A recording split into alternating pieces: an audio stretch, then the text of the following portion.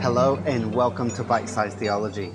We are doing a series called Coffee Devotionals where it will have a short devotion over a cup of coffee. So grab your coffee and join me. This morning we're going to be looking at John 8 verses 12. And in John 8 verse 12, something incredible happens. Jesus makes the statement and he says that he is the light of the world. You know, I thought it fitting leading up to Christmas and into the new year that we would look at the statement light of the world. So I've been reflecting on it, and it's a pretty incredible statement on its own, but if you receive it within the context of Scripture and what's going on at the time, it's so much more powerful. So let me tell you about it. Here we are in John 8:12, and the passage says this: When Jesus spoke to the people, he said, "I am the light of the world. Whoever follows me will never walk in darkness, but will have the light of life." Now, this is taking place at the Feast of Tabernacles. The Feast of Tabernacles is a celebration that happens, and it's when the Israelites would reflect on what Jesus did in bringing them through the Red Sea, what Jesus did in providing for them. And if you remember that story, two things are really, really important in that story: light and water. And if you go back to chapter 7, verses 37, so John 7:37, we see Jesus at that festival claim this. It says this: Jesus stood and said in a loud voice, "Let anyone who is thirsty come to me and drink. Whoever believes in me, as Scripture has said, rivers of the living water will flow within them."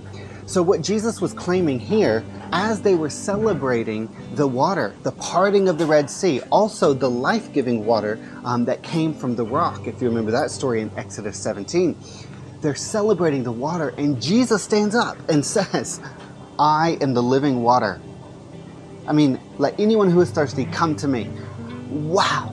Everybody there would have recognized what Jesus was actually claiming. But if we go on to chapter 8, verse 12, we get to that light passage and get to the statement that Jesus makes, and he says, "I am the light of the world. Whoever follows me will never walk in darkness, but have the light of life."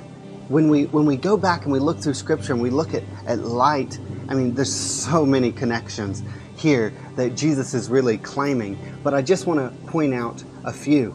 You see, in Psalm 27, verses 1, the Israelites would sing this: "The Lord is my light and my salvation. Whom shall I fear? The Lord is the stronghold of my life. Of whom shall I be afraid?"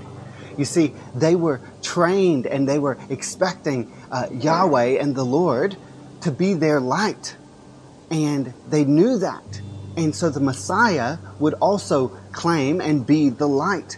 And so when Jesus was claiming light, they knew exactly what he meant. Psalm 44:3 says this, that it was not by their sword that they won the land, nor did their arm bring them victory. It was your right hand, your arm, and the light of your face, for you love them. That's Psalm 44:3.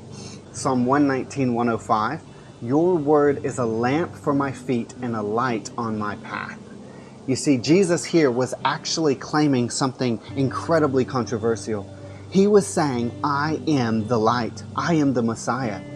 No one comes to the Father but through me." You know, we live in a society that values this kind of acceptance of everything.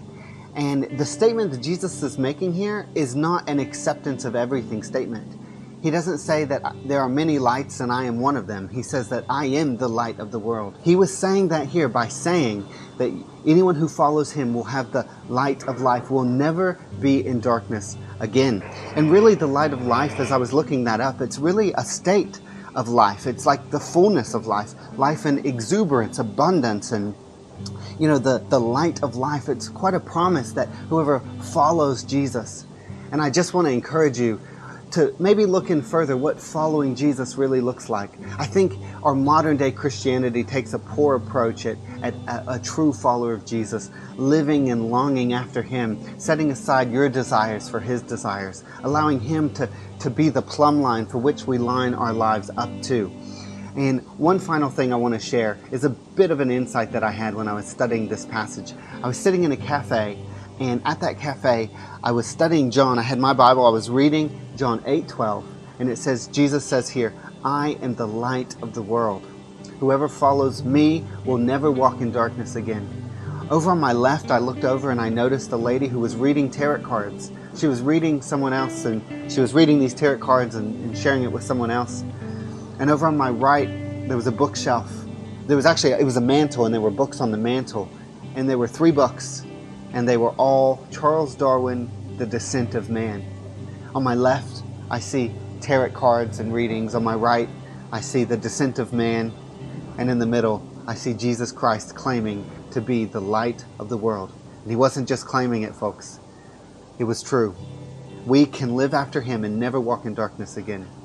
And we can have the light of life. What an amazing passage. I hope you enjoyed this over your coffee as well. I haven't drunk mine yet. You see, I've been talking too much. But anyway, thanks for joining me, and I look forward to the next devotional coming out real soon. God bless.